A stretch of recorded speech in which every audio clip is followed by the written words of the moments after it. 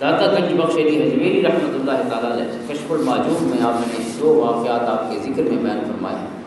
ایک حضرت یحییٰ بن معاذ رازی رضی اللہ تعالیٰ عنہ، بہت بڑے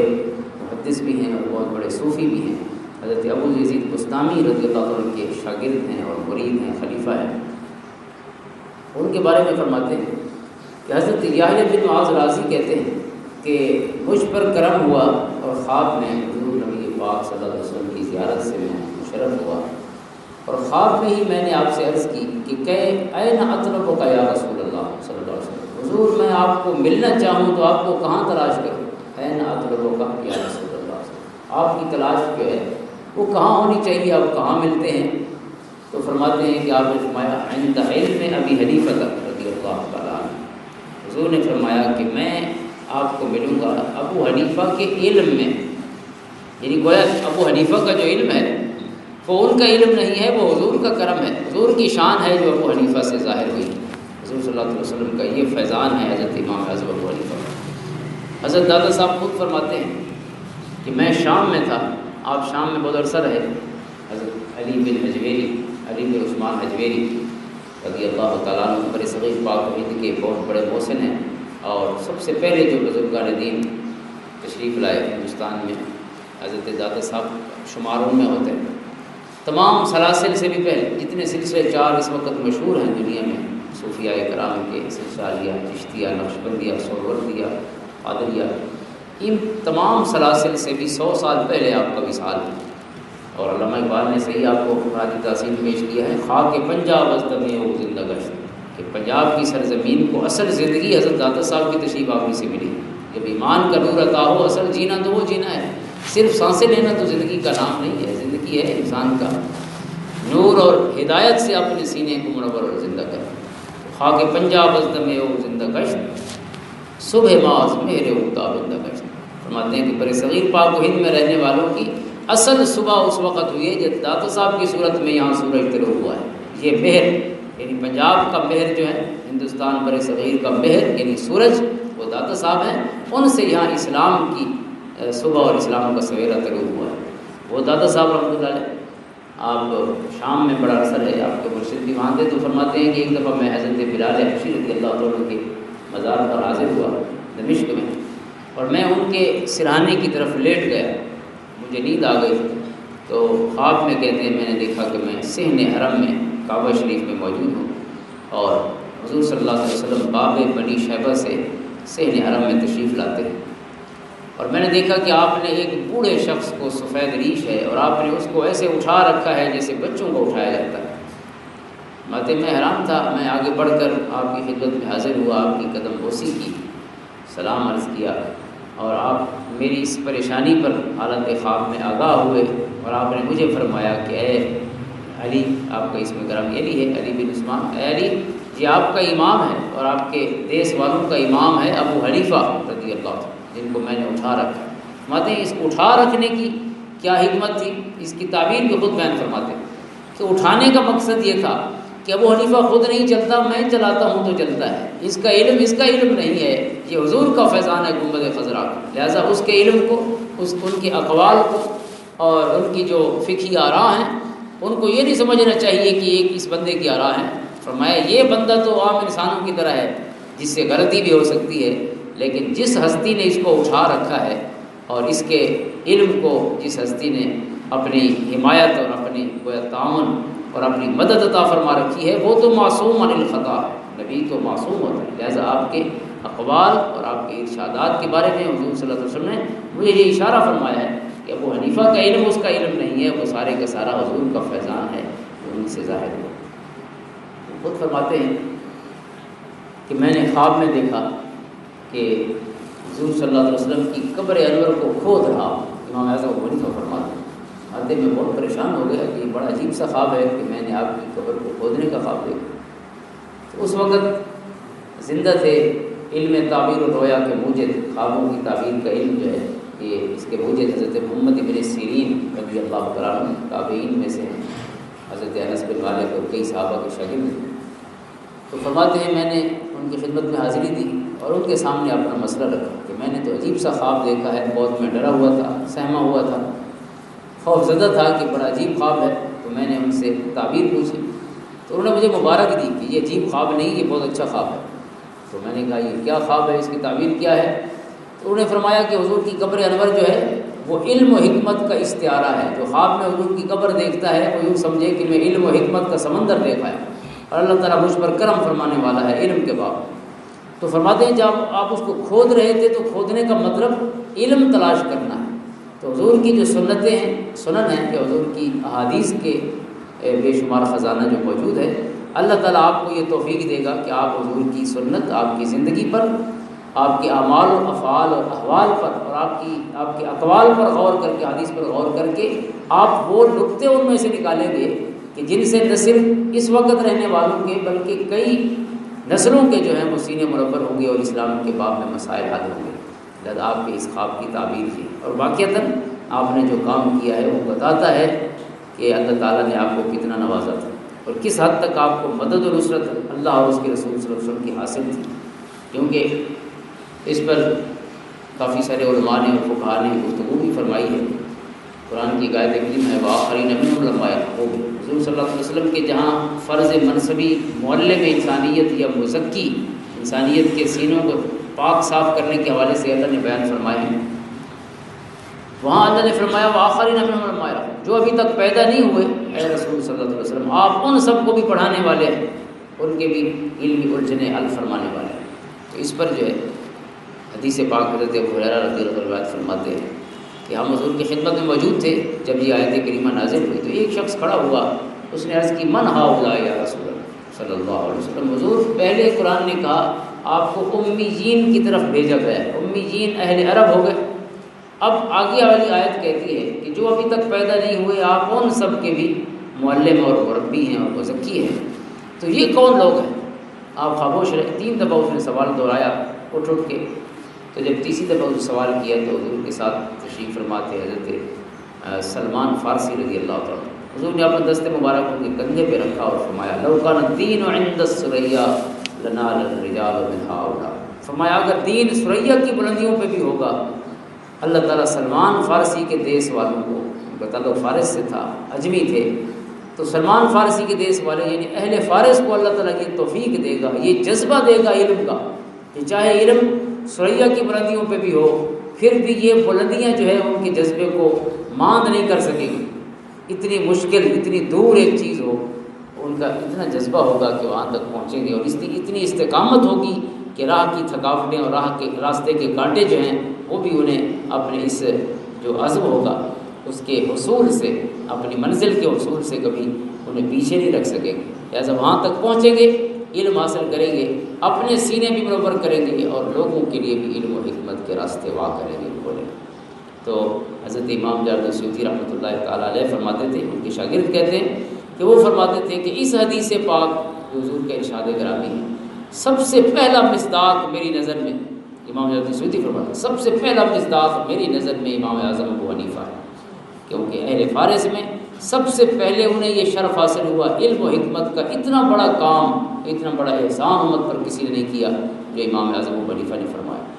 اور پھر نہ صرف اپنے دور تک بلکہ ان کا اتنا دیر پا اور اتنا قابل عمل کام ہے کہ جو ہر دور میں لوگوں کی رہنمائی کر رہا ہے، ایسا نہیں ہے کہ وہ جو لمحاتی ہو ایک ہی دور اپنے دور میں کام چلائے اور پھر ختم ہو جائے، ایسا کام ہے کہ جس کا فیضان آج تک جاری ہے، قیامت تک جاری ہے۔ اللہ تعالیٰ نے آپ کو علم کے ساتھ بھی نوازا اور عمل کے ساتھ بھی نوازا، عمل کے باب میں بھی آپ کے جو واقعات ہیں وہ بھی نرالے ہیں۔ 40 سال تک عشاء کے وضو سے صبح کی نماز پڑھنا، حضرت قاضی ابو یوسف آپ کے شاگرد ہیں، وہ فرماتے ہیں کہ کسی نے آپ کے سامنے دوسرے سے کہا کہ یہ مسلمانوں کے معلم ہیں، استاد ہیں، اور یہ روزانہ جاگ کے رات گزارتے ہیں، فرماتے ہیں آپ اس وقت پوری رات نہیں جاگتے تھے، تہجد پڑھا کرتے تھے، لیکن جب آپ نے کسی سے سنا تو آپ نے کہا کہ لوگ مجھے جتنا سمجھتے ہیں اگر اس سے زیادہ اچھا نہیں ہو سکتا تو کم سے کم لوگوں کی امیدوں کے مطابق تو ہو جاؤں، کہ وہ تو سمجھتے ہیں میں پوری رات جاگتا ہوں اور میں تو آدھی رات تہائی حصہ جاگتا ہوں، تو فرماتے ہیں آپ پوری رات جاگتے، اور تہائی آپ کی جو نماز کا وقت تھا یہ آپ کے تذکرہ نگاروں میں لکھا ہے کہ عشاء کی نماز آپ دیر سے پڑھتے تھے اور نماز سے پہلے تھوڑی دیر سو جاتے تھے، نماز کی تقریباً 10 بجے کے قریب جو حضور صلی اللہ علیہ وسلم کی حدیث پاک کی روشنی میں آپ کا پسندیدہ وقت ہے کہ آپ نے فرمایا کہ لولا ان شق علی امتی لاخرت العشاء الی ثلث اللیل، کہ اگر میری امت کے لیے مشکل نہ ہوتا تو میں عشاء کا وقت ثلث اللیل، رات کے پہلے تہائی حصے کے آخر تک میں مؤخر کر دیتا کہ جب رات اگر 12 گھنٹے کی رات ہے تو پہلے 4 گھنٹے جب گزر جائیں غروب آفتاب کو تو میں وہ وقت رکھ دیتا عشاء کی نماز کا، لیکن فرمایا یہ ٹائم جو ہے میری امت کے لیے مشکل ہوگا، لہذا آسانی کا پہلو عطا فرمایا۔ تو حضور کا پسندیدہ وقت یہ تھا۔ بڑے بزرگان دین جو ہے وہ اکثر ہمارے پیر و مرشد خواجہ غلام حسن سواگ رحمۃ اللہ تعالیٰ علیہ اور میرے دادا خواجہ غلام قاسم رحمۃ اللہ تعالیٰ علیہ کبھی عشاء کی نماز کا یہی وقت، وہ ثلث سے پہلے جو ثلث ہے اس کے اختتام پر نماز پڑھا کرتے۔ کئی بزرگان دین کا میں نے پڑھا ہے کہ وہ یہ وقت، چونکہ حضور صلی اللہ علیہ وسلم نے اپنے پسندیدہ وقت کا اشارہ فرمایا ہے، لیکن امت کی آسانی کے لیے یہ اول وقت دے دیا ہے کہ مغرب کی نماز کے 1.25 گھنٹہ بعد اب عشاء جو ہے تقریباً اس کا وقت شروع ہو جاتا ہے۔ یہ آسانی کے لیے کہ آپ 2 گھنٹے میں غروب آفتاب کے بعد عشاء پڑھ لیتے ہیں، لیکن حضور کا پسندیدہ ٹائم یہ ہے کہ اس سے 2 گھنٹے اور ایڈ کیے جائیں۔ اگر 12 گھنٹے کی رات ہے، کم و بیش ہے تو اسی حساب سے، تو اکثر بزرگ یہ کرتے ہیں۔ حضرت امام اعظم ابو حنیفہ کی سنت اور ان کا طریقہ بھی ثلث سے پہلے ثلث کے اختتام پر نماز پڑھنے کا تھا۔ اس کے بعد فرماتے ہیں آپ مصلی پہ کھڑے ہو جاتے ہیں اور پوری رات جو ہے وہ عبادت میں گزارتے، پوری رات جاگتے ہیں عبادت۔ قرآن کریم کی تلاوت فرماتے ہیں ایک رات آپ ایک آیت پڑھتے رہے، بڑی ساعت موعدہم وساعت وضحیٰ وعمر، جس میں قیامت کا ذکر تھا کہ وہ گھڑی آنے والی ہے جو بڑی خوفناک گھڑی۔ پوری رات اب ایک ہی آیت پڑھتے رہے اور صبح اللہ کے خوف سے پوری رات روتے رہے اور اس قیامت کے دن اللہ تعالیٰ نے یہ زہد اور یہ تقوی اور یہ ورع عطا فرمایا۔ اور پھر آپ کی مبارک سنت اور طریقہ یہ ہے کہ آپ نے پوری زندگی جن شاگردوں کو پڑھاتے رہے ان شاگردوں کو پالتے بھی رہے، صرف پڑھاتے رہے۔ اللہ تعالیٰ نے آپ کو بڑا اچھا کاروبار عطا فرمایا تھا، بہت بزنس تھا، بلکہ شروع آپ کی زندگی کا آغاز بھی کاروبار سے کیا۔ آپ کے والد کا کاروبار تھا خز کا، ریشم کے کپڑے کا، بہت بڑا کام تھا، عام کپڑا بھی اور ریشم کا کپڑا بالخصوص، اور یہ بہت بڑی مارکیٹ تھی جامع مسجد کوفہ کے ساتھ جہاں آپ کا وہ کاروبار تھا۔ اور یہ پوری اسلامی ریاست میں آپ کی جو امپورٹ ایکسپورٹ آپ سمجھ لیں، پوری ریاست میں آپ کا کپڑا جاتا تھا اور وہاں سے آتا تھا۔ اور اس سے بڑے واقعات علامہ مناظر حسن گیلانی نے آپ پر کتاب لکھی ہے، اس میں بڑے واقعات جمع کیے ہیں آپ کے اس بزنس پر بھی کہ کتنی اس میں وسعت تھی، اتنی وسعت تھی کہ جب آپ کا وصال ہوا حضرت امام اعظم ابو حنیفہ رحمۃ اللہ تعالیٰ علیہ، اور آپ کا اس میں تقویٰ بھی دیکھیے اور آپ کا بزنس بھی دیکھیے، جب آپ کا وصال ہوا تو اس وقت لوگوں کی امانتیں جو آپ کے پاس تھیں، وہ کہتے ہیں وہ 50 کروڑ آج کے حساب سے 50 کروڑ روپے کی امانت تھی، اس وقت درہم تھے دینار تھے، 50 کروڑ درہم امانت تھے امام اعظم ابو حنیفہ کے پاس۔ اب اتنا بڑا آپ کاروبار کے حجم کا اندازہ کر لیں کہ وہ کیا ہوگا کہ جب لوگوں نے اتنا بڑا پیسہ دیا۔ اور اس میں بھی ایک بڑا دلچسپ پہلو انہوں نے بیان فرمایا ہے کہ آپ نے ان امانتوں میں بھی لوگوں کے خیر اور بہتری کا خیال رکھا۔ امانت کا مسئلہ یہ ہے، اگر میں کوئی چیز آپ کو دیتا ہوں امانت رکھنے کے لیے، میرا موبائل ہے یا میری گاڑی ہے یا آپ کے پاس پڑی رہے یا کھڑی رہے، اگر آپ سے وہ چیز چوری ہو جائے، جو بھی امانت ہے اگر چوری ہو جائے تو فقہی مسئلہ یہ ہے کہ اگر آپ سے امانت چوری ہو گئی ہے تو اس کی واپسی نہیں ہے، آپ پر ضروری نہیں ہے کہ آپ وہ پوری کریں گے، اس پر تلافی کمپنسیشن نہیں ہوتی۔ امانت چوری ہو گئی تو بس چوری ہو گئی، لیکن اگر میں نے آپ سے کوئی چیز قرض لی ہے، اگر قرض مجھ سے چیز ضائع ہو گئی لیکن میرے پاس وہ ادھار تھا، وہ کوئی سالڈ چیز تھی یا وہ پیسہ تھا، کرنسی ہو، کوئی چیز ہو، اگر مجھ سے ضائع ہو گئے، پیسے ضائع ہو گئے، اگر امانت تھے تو پیسے میں واپس نہیں کروں گا شرعی طور پر، لیکن اگر قرض ہے تو قرض تو ہر صورت میں واپس کرنا ہوگا۔ تو امام اعظم ابو حنیفہ رحمۃ اللہ علیہ کا یہ عمل بھی علماء نے لکھا ہے، جو بھی امانت رکھتا آپ اسے اجازت لیتے کہ آپ مجھے اجازت دے دیں کہ میں اپنے کاروبار میں لگا دیتا ہوں، اور یہ آپ کا پھر کاروبار میں جب لگے گا تو پھر یہ آپ کا قرض ہوگا مجھ پر، اور قرض کا یہ ہے کہ اگر میں فوت بھی ہو جاؤں تو میرے بچے بھی آپ کو پورا کریں گے، لہٰذا اس صورت میں آپ کی جو منی ہے، جو آپ کی جو رقم ہے وہ محفوظ رہے گی اور آپ کو تسلی ہوگی، میری زندگی میں بھی محفوظ ہوگی، میرے مرنے کے بعد محفوظ ہوگی۔ تو یہ آپ نے یعنی لوگوں کی آسانی کے لیے یہ کام کیا تھا کہ بجائے امانت رکھنے کے آپ اس کو قرض میں تبدیل کرتے تاکہ کسی کا نقصان نہ ہو اور وہ اپنے پیسے پورے واپس لے سکیں۔ اور یہاں تک بھی آپ کرتے کہ جب بزنس میں پیسے لگاتے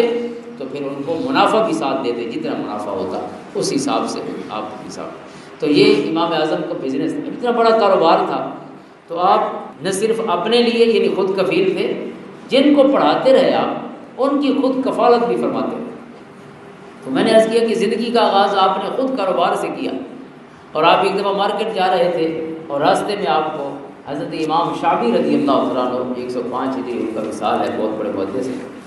وہ آپ کو مل گئے راستے میں، تو انہوں نے پوچھا کہ کہاں جا رہے ہیں؟ آپ کو دیکھا جوان تھے اس وقت، تو 20 سال کے قریب آپ کی عمر تھی، یعنی آپ نے 20 سال کی عمر میں پھر پڑھنا شروع کیا علم دین جو ہے اس کی، تو تقریباً 20 سال کے قریب عمر تھی۔ جب انہوں نے دیکھا تو پوچھا کہاں جا رہے ہو؟ تو انہوں نے کہا کہ میں مارکیٹ جا رہا ہوں۔ تو انہوں نے کہا کیوں؟ کہا کہ میرا کاروبار ہے۔ تو انہوں نے یہ الفاظ ہیں جو امام موفق نے اور عقود الجمان میں محمد بن یوسف صالحی نے روایت فرمایا کہ حضرت امام شعبی نے کہا، محدث نے، علیک بالنظر فی العلم و مجالست العلماء، کہ اے بیٹے میں آپ کو نصیحت کرتا ہوں کہ آپ علم والوں کے پاس بیٹھا کریں، علم حاصل کریں اور علم والوں کے پاس بیٹھیں۔ کیوں؟ فإنی أرى فيك یقظة وحرکۃ، کیونکہ مجھے آپ کے چہرے میں بیداری نظر آ رہی ہے اور زندگی نظر آ رہی ہے۔ یقظہ بیداری ہو گئے، حرکہ کہتے ہیں متحرک شخص، متحرک ہونا زندہ ہونے کی علامت ہے، جمود موت کی علامت ہے۔ آپ متحرک شخص ہیں، ایسے شخص ہیں کہ جو واقعتاً جی سکتے ہیں اور لوگوں کو جینا سکھا سکتے ہیں۔ آپ کے اندر وہ رمق موجود ہے، وہ شرر موجود ہے جو کئی لوگوں کو جینے کی راہ پہ ڈال سکتا ہے۔ تو مجھے آپ کے چہرے میں، امام شعبی کا بھی کمال ہے کہ انہوں نے اس چہرے سے اندازہ کر لیا کہ اس کے اندر کیا کیا کچھ ہے۔ تو فرماتے ہیں جب انہوں نے یہ وصیت کی، نصیحت فرمائی، تو اس کے بعد میں پھر متوجہ ہو گیا، علماء کے پاس آنا جانا شروع کر دیا، اور پھر اللہ نے اتنا کرم فرمایا، انہوں نے کہا مجالست العلماء، علماء کے پاس بیٹھا کرو، اور آپ نے پھر علماء کے پاس بیٹھنے کی بھی انتہا کر دی۔ کتنے علماء کے پاس بیٹھے امام اعظم ابو حنیفہ؟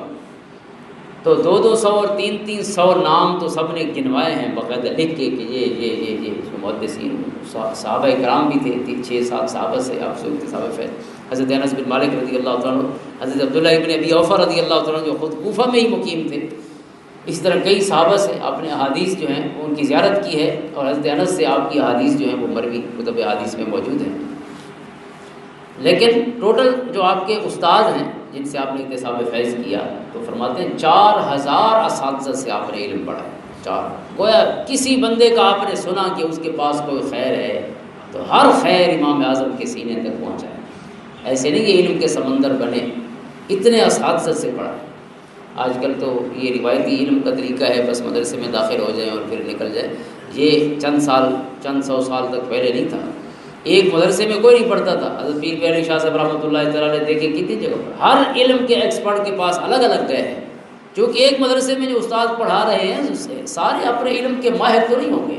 جو آپ کو انگریزی پڑھاتا ہے اسکولوں میں دیکھ لیں، انگریزی پڑھانے والا ہے، اس کو پتہ نہیں خود کتنی آتی ہے، لیکن وہ اپنے نوکری کر رہا ہے۔ ریاضی والے کو ریاضی کتنی آتی ہے، سائنس والے کو سائنس کتنی آتی ہے۔ اسی طرح جو علوم ہیں ہمارے علوم شرعیہ، اس میں وہ کتنی فقہ جانتا ہے، حدیث کتنی جانتا ہے، تفسیر کتنی جانتا ہے، یا اگر آگزیلری علوم کی طرف جائیں، ہیلپنگ جو برانچز آف نالج ہیں ان کی طرف جائیں، تو وہ صرف ہے، نحو ہے، دیگر علوم ہے، سارے منطق ہے، فلسفہ ہے، اس کو کتنا جانتا ہے۔ لہٰذا ہر ایکسپرٹ کے پاس جو فلسفہ پڑھانے والا جہاں بیٹھا ہوا ہے وہاں پہنچے۔ تو حضرت امام اعظم ابو حنیفہ نے آپ کے اساتذہ جو ہیں، یمن کے بھی اساتذہ ہیں، مکہ کے بھی اساتذہ ہیں، مدینہ کے بھی اساتذہ ہیں، کوفہ کے بھی اساتذہ ہیں، بصرہ کے بھی اساتذہ ہیں، مصر کے بھی اساتذہ ہیں۔ جتنے مراکز علم تھے اس وقت، ہر مرکز علم سے خیرات آپ نے حاصل کی۔ 4000 اساتذہ کے پاس زان و محترم مستحق تھے۔ تو اس میں سب سے پہلے تو آپ کلام پڑھتے، علم الکلام، پھر آپ نے حدیث پڑھی ہے، پھر ساری کی ساری فقہ۔ آج کل لوگ کہتے ہیں کہ فقہ اور ہے اور حدیث اور ہے۔ بھئی فقہ تو حدیث کو سمجھنے کا نام ہے، حدیث کو صرف رٹا لگانا تو کمال نہیں ہے۔ میرے اندر اگر قرآن کے 30 پارے موجود بھی ہیں تو کون سا کمال ہو گیا؟ اگر نہ میں نے سمجھا ہے نہ عمل کرنا ہے تو ٹھیک ہے، ان کی برکت تو ہے میرے ساتھ، لیکن حق تو ادا نہیں ہوا۔ حق تو یہاں سے شروع ہوتا ہے کہ ایک ایک لفظ پر اپنی راتیں اور اپنے دوپہر، اپنے دن جو ہے قربان کیے جائیں، ان کو سمجھا جائے اور پھر اپنی زندگی میں وہ ڈالا جائے، یہ چیز ہے۔ تو امام اعظم ابو حنیفہ کا کام جو فقہ کا کام ہے، جو فقہاء کا کام ہے، وہ ایک ایک حدیث پر غور و خوض کرنے کا نام۔ ایک دو واقعات آپ کی ذہانت اور فطانت، مثلا ایک واقعہ لکھا ہے آپ کے تذکرہ نگاروں نے، قاضی ابن ابی لیلہ بہت بڑا قاضی تھا ان کے عباسی دور میں، اس نے ایک فیصلہ سنایا۔ فیصلہ کیا تھا؟ ایک پاگل عورت تھی، اس نے اس پر 2 حدیں جاری کی۔ مجنون عورت تھی، حد جاری کی۔ حد کیا جاری کی؟ 2 حد، ایک 10 منٹ 2 حد۔ اور مسجد کے اندر جب آپ کو پتہ چلا تو آپ نے انا للہ و انا الیہ راجعون پڑھا، اور آپ نے فرمایا کہ اس نے اس ایک فیصلے میں 6 غلطیاں کی ہیں۔ 6 غلطیاں کی۔ پہلی غلطی اس نے یہ کی ہے کہ جو پاگل ہوتا ہے اس پر کوئی حد ہوتی نہیں، وہ شرعی احکام جو ہیں ان کا مکلف نہیں ہے، جس کا ذہنی توازن ٹھیک رہے۔ دوسری چیز ہے اس نے مسجد میں حد جاری کی ہے۔ مسجد تو امن اور محبت کی جگہ ہے، یہ سزائیں دینے کی جگہ تو نہیں، یہ دوسرا کام غلط ہے۔ تیسرا، جس لفظ پر اس نے سزا دی ہے وہ لفظ کیا تھا، یعنی وہ مقدمہ کیا تھا؟ مقدمہ یہ تھا کہ اس عورت نے اپنے خامن سے کہا یبن الزانیتین، یعنی اپنے خامن سے کہا کہ تو 2 بدکاروں کا بیٹا ہے، یعنی تیری ماں بھی بدکار ہے اور تیرا باپ بھی بدکار ہے۔ اب کسی کو بدکار کہنا جو ہے یہ قذف ہے شریعت کی اصطلاح میں، قرآن کی اصطلاح، اور حد قذف ہے 80 کوڑے، یعنی یہ تہمت لگانا ہے کسی پر، اور کسی پر اگر آپ اس طرح بدکاری کی تہمت لگائیں گے اور آپ کے پاس گواہ نہیں ہوں گے تو پھر آپ 80 کوڑے سہیں گے۔ یہ قرآن کی ارشاد گرامی حکم ہے۔ لہذا اس نے کہا کہ اس نے چونکہ اس کے باپ کو بھی بدکار کہا اور ماں کو بھی بدکار کہا تو قاضی نے اس پر 2 حدیں جاری کی، 80 کوڑے ایک، 80 کوڑے دوسرے۔ تو اس نے کہا تیسری غلطی یہ ہے کہ آپ نے اس پر 2 حدیں جاری کی ہیں، حالانکہ اگر کسی سے